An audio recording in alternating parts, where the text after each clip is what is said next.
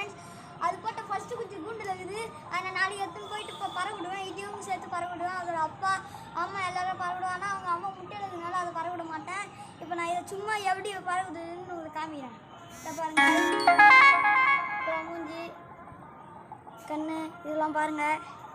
சரி ரக்கியம் முதல்ல பாருங்கள், வெள்ளையாக புத்தம் புதுசாக இது பாருங்கள். இந்த பக்கம்லாம் பாருங்கள் எப்படி இருந்துட்டு.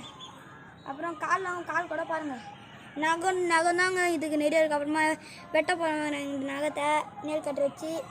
இப்போ இதை பாருங்கள், பின்னாடி தான் பாருங்கள், இதெல்லாம் சூப்பராக இருக்குது. இப்போ பறவை விட போகிறோம். நாங்கள் பறவை